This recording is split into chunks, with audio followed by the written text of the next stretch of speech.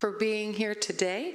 We've called this press conference to share some great news about how Corpus Christi is addressing our water supply challenges and solutions that will serve our community.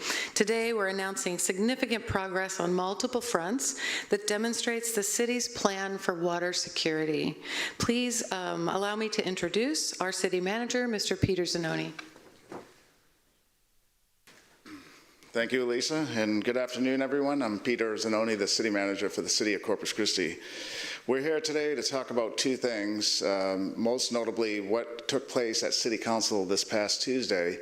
And during that council meeting, a lot of business is being conducted, and we just want to make sure the message that I'm about to tell you did not get lost. So we appreciate the media and folks tuning in. We especially appreciate the council members behind me. We have a majority of our council behind us who are united in the message I'm about to deliver, and they will deliver as well. And that is that this city council has a path forward for water security, both short-term and long-term, and we have plans for medium-term needs for water. So this Tuesday, city council took what we consider to be historic action. They voted yes to move forward a project known as the Evangeline Groundwater Project from what has been for 4 decades a conceptual idea to move it forward into design and construction with the passage of a water rights contract that is now moving forward for this project. We have 6 months to do due diligence, both the seller and the buyer. And part of our message today is we know we have to communicate more with our region, and that's going to be part of this 6-month plan. But the Evangeline is important because it solves our water issues now. No other project will do that except the 2 that we're working on right now, which is Evangeline and our own Nueces River Wells project. This council behind me and we at the city and Corpus Christi Water, our team is here, recognize we need immediate water relief. This city, this region is in the grips of what probably will be a drought of record. And the team told me recently, drought of records aren't declared until the drought event is over, but we know this is a pretty severe drought. So the vote that City Council took on Tuesday moves forward a conceptual idea into reality with design.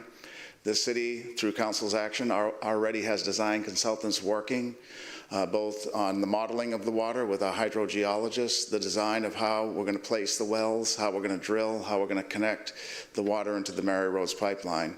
This project, unlike just about all of them, is very affordable to the ratepayer. We're using existing resources, including our Mary Rose pipeline, and the quality of the water is great. It does not need advanced treatment. The second vote that City Council took this Tuesday demonstrates their commitment to long-term planning. The City Council approved near unanimous a $2.7 million reservation fee to buy water one day, potentially, if we elect to, from the Nueces River Authority, who is in the midst of designing and ultimately building a 100 million gallon seawater desalination that would be placed on the Gulf. It won't rely on waters from the Bay, which has been somewhat of an issue for our community. And so that is a commitment to long-term water planning. 50 million gallons is what we will have access to should the plant be designed and built and should the price be right for the ratepayer. That's tremendous. So 2 big things, that's the message from today, is that Tuesday, this city council sitting behind me took monumental action collectively and as a team and as cohesively for a path forward on water security for our region, something that has been in our forefront for several years now.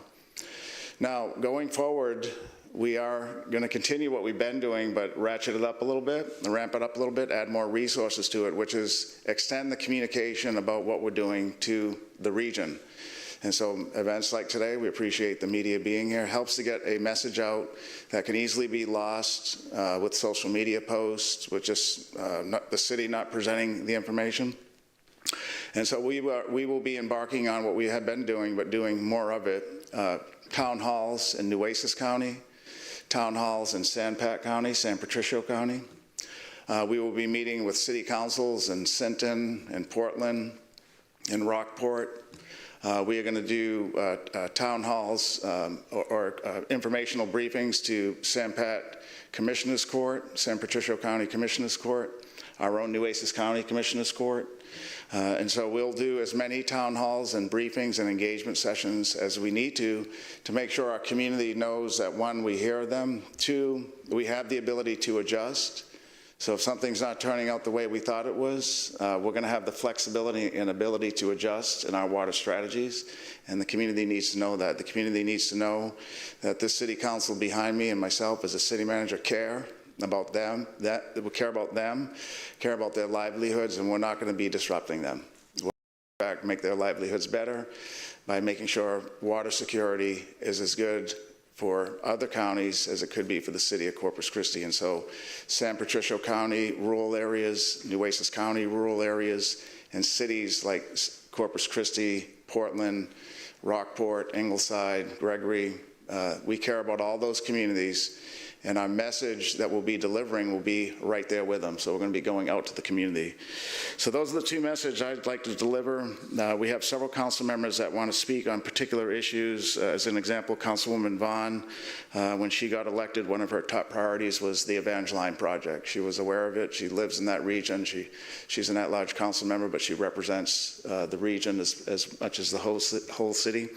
And it's been a top priority for her, as has been constantly reminding us of the livelihoods of the rural residents who live there, and to remind us that we have to be mindful of them and their livelihoods. Councilman Roy, who represents and lives in City Council District 1, that's nearest to the Evangeline project. He's going to talk a little bit about it as well. And then Councilwoman Paxson, who represents the island, has been a very strong supporter and advancer of our partnership with the Nueces River Authority on the Gulf desalination facility, so she'll speak a little bit on that.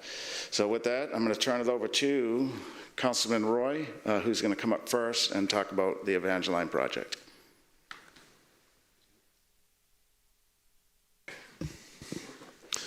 Good afternoon. Thank you, Peter.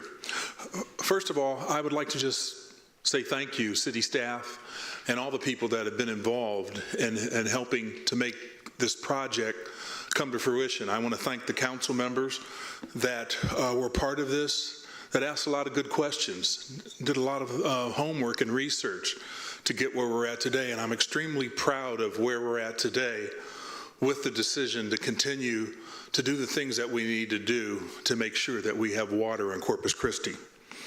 It's a privilege to stand before you today as a part of the unified city council that is delivering results of our community.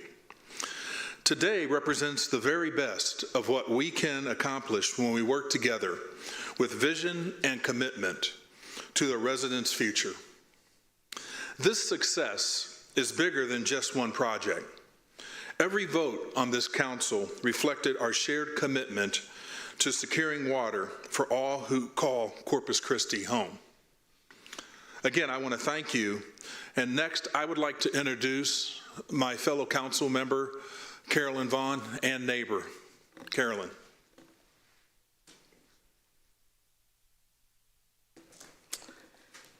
Thank you very much.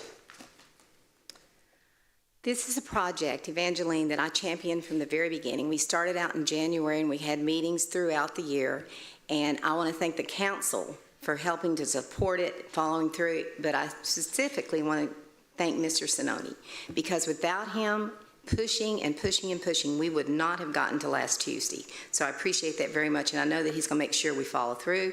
I want to assure the farmers, the ranchers, and the rural families, we want to make sure that their water is safe. I'd like to emphasize something very important. We're not dependent on any single source. This diversified approach means our community has multiple things that we can choose from. If one source faces challenges, we have others ready to step in and take over. To my fellow council members and our city staff, thank you for your hard work and your dedication. Through teamwork and unity, we're creating a legacy of water security that will benefit generations to come. Thank you, and now I'd like to introduce Councilwoman Paxson.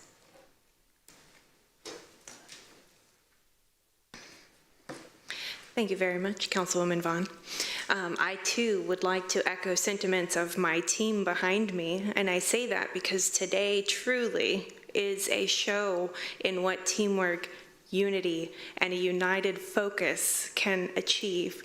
And so I would like to thank our city staff, starting with our city manager, Peter Zanoni. He has been incredibly helpful since the beginning of this issue. He has actively pursued not only immediate future needs, but long-term needs that secure Corpus Christi, all of our community members, and our ratepayers a strong future.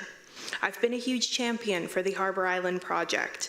I like to call that the Gulf Desal project. It is a project, in my opinion, that positions Corpus Christi to really help not only the community, but all of our neighbors. We are a regional water supplier, but it gives us a very strong position for the future.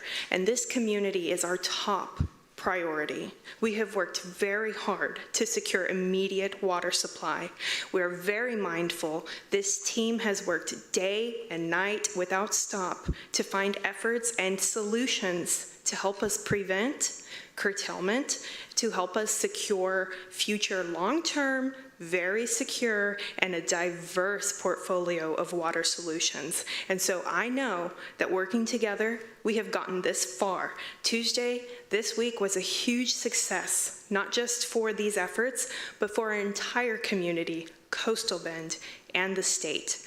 Each of our community members, all of our industry members, and all of our regional partners are very important to us. And so our efforts have continued to be putting them in the forefront. We will continue this track, we will be successful, and we will not only secure water for today, tomorrow, but for many years down the line. So thank you all for your patience, your support, and your trust in this team. Thank you, Councilwoman Paxton, and all of you very much for being here today, and thank you to members of the media for coming out and spending some time with us this afternoon. Our speakers will now be available for one-on-one interviews to talk to you, and this concludes our press conference. Thank you.